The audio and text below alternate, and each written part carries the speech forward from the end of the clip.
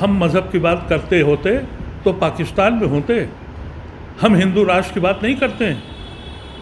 हमसे आप कह रहे हैं कि हम मज़हब की बात करते हैं। अगर मज़हब की बात करते होते तो हम या तो जिन्ना के साथ जाते या ओवैसी के साथ जाते। मैं हरियाणा में रहता हूँ, मेरी मस्जिदों को स्टे लगा दिया है, ज़मीनें अलॉट नहीं की। मुसलमान जुमे की नमाज मैदान में पढ़ता है, अब वहाँ नमाज पढ़ना बंद कर दिया, वहाँ भजन बजाते हैं। और फिर आप कहते हैं कि आप मज़हब की बात करते हैं। हमने मज़हब की बात कभी नहीं करी। ये चंद लोग जो गुजरात से आ गए हैं, उन्होंने इस मुल्क का मजाक उड़ा दिया है, हमारी साझी विरासत का पटाखे उड़ा दिए हैं। हम उस सोच के खिलाफ। अरे जो ओवैसी कहता है वो मैं भी कहता हूँ, लेकिन मैं ओवैसी को इसलिए नहीं मानता कि सेकुलर हिंदुस्तान में मुसलमानों की अलग कोई पार्टी नहीं होनी चाहिए। मोदी साहब आवाज़ बंद कर दें। हम मज़हब की बात करते होते तो पाकिस्तान में होते। हम हिंदू राष्ट्र की बात नहीं करते हैं। हमसे आप कह रहे हैं कि हम मज़हब की बात करते हैं। अगर मज़हब की बात करते होते तो हम या तो जिन्ना के साथ जाते या ओवैसी के साथ जाते। ये दरबदर क्यों घूम रहे हैं? ये क्यों आप कहते हैं कि हम मज़हब के नाम पे आए? अगर मज़हब के नाम पे आना होता तो हम अपने लीडर पैदा कर चुके होते। हम आज क्यों गांधी की तलाश कर रहे हैं? आप ये इल्ज़ाम कैसे लगा सकते हैं मुसलमानों पर कि वो मज़हब की बात करते हैं? क्या नमाज़ पढ़ना मज़हब की बात है? क्या दाढ़ी रखना गुनाह है? आपके कॉन्स्टिट्यूशन के लिए हम सब कुछ करने को तैयार हैं। अगर जो हुकूक कॉन्स्टिट्यूशन में है वो हम छीनना हमारा हक़ है। कॉन्स्टिट्यूशन के बाहर कोई बात करना हमारा जुर्म है, और वो जुर्म हम कभी नहीं करेंगे। जो कॉन्स्टिट्यूशन में लिखा हुआ है वो हम लेके रहेंगे। ये हमारा मोटो है, ये हमारा कॉन्सेप्ट है। और मज़हब की बात आप पता नहीं किस तरह से आप लोग करते हैं कि मुसलमान मज़हब की बात करता है। ज़रा एक लफ्ज़ अपने किसी भगवान के ख़िलाफ़ बोल के दिखाइए, फिर पूछेंगे आपसे। आप किसी की आस्था को तकलीफ़ पहुंचाएंगे तो वो बोलेगा नहीं। मैं हरियाणा में रहता हूं, मेरी मस्जिदों को स्टे लगा दिया है, ज़मीनें अलॉट नहीं की। मुसलमान जुमे की नमाज मैदान में पढ़ता है, अब वहाँ नमाज पढ़ना बंद कर दिया, वहाँ भजन बजाते हैं। और फिर आप कहते हैं कि आप मज़हब की बात करते हैं। हमने मज़हब की बात कभी नहीं करी। मज़हब हमारे घर का मसला है।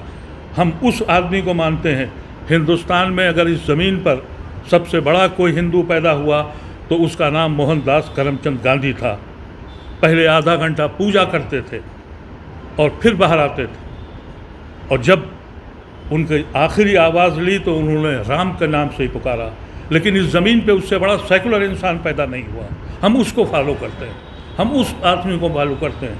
मौलाना आज़ाद हमारे इतने बड़े आलिम दीन थे।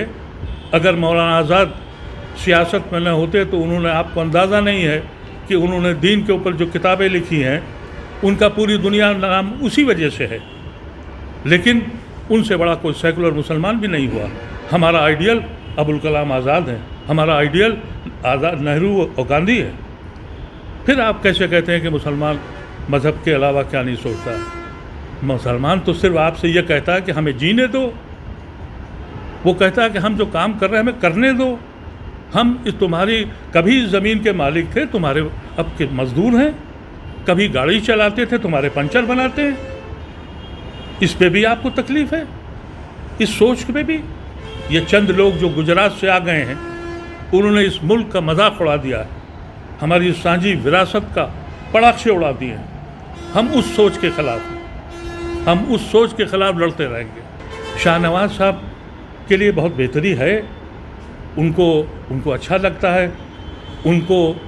उनके साथ उनका ख़ानदान भी जुड़ा हुआ है। वो तो चहीतों में से हैं, उनकी बेटियां भी उनके पास हैं, उससे हमसे कोई बहस नहीं है। लेकिन आइडियोलॉजी की बात करिए, कॉन्स्टिट्यूशन की बात करिए, जो अश्योरेंस है उसकी बात कीजिए। जिस आइडिया पे हिंदुस्तान बना था उसकी बात करिए, तो हम आपको जवाब दें। इंडिविजुअल्स की क्या बात कर रहे हैं? हम ओवैसी के ख़िलाफ़ इसलिए नहीं हैं कि ओवैसी जो है वो मुसलमानों की बात कर रहे हैं। अरे जो ओवैसी कहता है वो मैं भी कहता हूँ, लेकिन मैं ओवैसी को इसलिए नहीं मानता कि सेकुलर हिंदुस्तान में मुसलमानों की अलग कोई पार्टी नहीं होनी चाहिए, और उस आइडिया के ख़िलाफ़ है, इसलिए मैं ओवैसी के ख़िलाफ़ हूँ। क्या ओवैसी का दर्द जो है मुझ में नहीं है या किसी मुसलमान में नहीं है? क्योंकि हर पार्टी ने मुसलमानों को छोड़ दिया, हिंदू पार्टी बन गई है।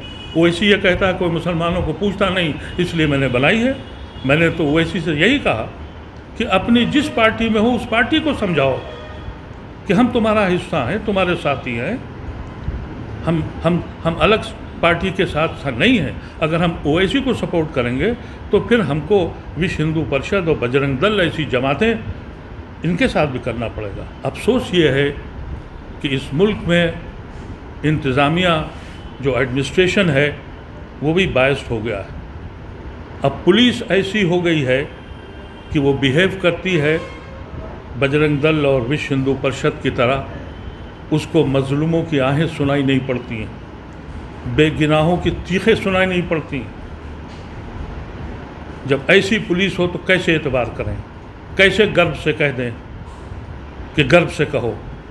हम तो गर्व से कैसे कह दें कि जहां हमारी बच्चियों को उठा उठा के बलात्कार किया जाए और पॉलिटिशियन उसकी हिफाजत करें और पॉलिटिशियन उसमें मुलविस हों, हम कैसे गर्व से कह दें कि हमारे किसानों पर पॉलिटिशियंस गाड़ियां चढ़ा दें और उसको छुपाया जाए, और हम कैसे कह दें कि इंसानों को इंसान मारकर उनको जश्न मनाया जाए और हम कह दें कि गर्व से कहो? हम नहीं कहेंगे, हम शर्मिंदा हैं।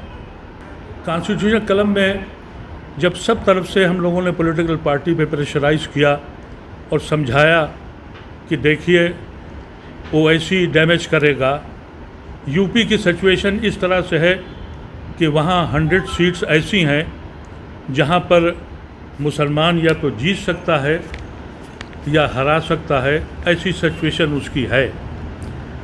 उन सीटों पर जो मुस्लिम सीटें हैं जो इन्फ्लुएंस करती हैं, वहाँ कांग्रेस का कैंडिडेट, मुलायम सिंह का कैंडिडेट, बहुजन समाज, नीतीश कुमार, यानी every party put there Muslim candidate over there, and beside to polarise the election Owaisi has been sent by certain interested people. तो वहाँ वो मुस्लिम वोट बढ़ता है। पार्लियामेंट की अगर आप एनालिसिस करेंगे, क्योंकि मैं यही काम करता हूँ, 82 पार्लियामेंट्री सीट्स ऐसी हैं जहाँ मुस्लिम इस पोजीशन में है कि वो इन्फ्लुएंस करता है। 78 पर बीजेपी जीती हुई है, यानी बीजेपी की फतेह जो है वो मुस्लिम सीट्स हैं। जहाँ हिंदू वर्सेस हिंदू है वहाँ बीजेपी हार जाती है। हम इसीलिए कहते हैं मुसलमानों से, और ये सिचुएशन इसीलिए मैंने पॉलिटिकल पार्टी से कहा कि आप लोग अगर ये 100 सीटें हमारी वजह से बीजेपी को चली जाती हैं तो आपकी सेकुलर सरकार नहीं बनेगी। Then we became the responsible person, and we don't want to take that responsibility, and that is why we said either you join yourself to defeat these evil forces, or we will be forced to boycott this election, and this is what decided in Constitution Club. Simultaneously, after a few days, another meeting was held in Aligarh Muslim University Old Boys Association, where we decided कि वहाँ ओवैसी ने ये कोशिश करी कि western UP में जाके जो जाट और मुसलमानों का जो जोड़ था, जिसकी वजह से बीजेपी कामयाब नहीं होती थी, वहाँ 1913 के इलेक्शन में उन्होंने दंगा कराया और जाट भाइयों में और मुसलमानों में इख्तलाफ पैदा किया। उसकी वजह से बीजेपी आ गई। तो जब टकैत ने ये मूवमेंट किसानों का शुरू हुआ तो किसान ने ये फील किया कि न वो हिंदू है, न मुसलमान है, न जाट है, न बनिया है, कुछ नहीं है, वो किसान है, उसके साथ जुल्म हो रहा है। तो मुसलमान और सारे जाट एज ए मुस्लिम नहीं, एज ए किसान जुड़ गए। ओवैसी ने बयान दिया कि मैं वेस्टर्न यूपी जाके टकैत के ख़िलाफ़ काम करूँगा। तो अब हम लोगों ने वेस्टर्न यूपी का मोर्चा संभाला कि हम वहाँ जाके मुसलमानों से कह रहे हैं कि तुम मुसलमान नहीं हो, तुम किसान हो, इस मुल्क के मज़दूर हो, हम तुमको हिंदू मुसलमान नहीं होने देंगे, ओवैसी को यहाँ से भगा दो।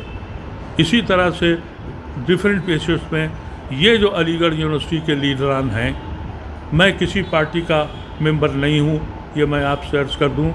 हालांकि मैं आई एम ए कांग्रेसी, कांग्रेस की सोच का आदमी हूँ, कांग्रेस पार्टी का मेंबर नहीं हूँ। मैं मुलायम सिंह का दोस्त हूँ क्योंकि मैं सोशलिस्ट हूँ, उनकी पार्टी का मेंबर नहीं हूँ। तो मैं उस सोच और फिक्र का आदमी हूँ जिसके अब बहुत कम लोग रह गए। ये मेरे साथी कोई जेल के भी साथी रहे, बहुत से ऐसे साथी हैं जो आज ज़बानें बंद करके बैठ गए, और बहुत से पावर की हवस में हमको छोड़ गए। हमने बहुत ही अपने साथियों को ढोया है और फिर देखा है कि वो पावर के लिए चले गए। अगर हमको जाना होता तो हम मुस्लिम लीग में न गए होते, जब उसमें नहीं गए तो बीजेपी या आरएसएस में कैसे चले जाएंगे।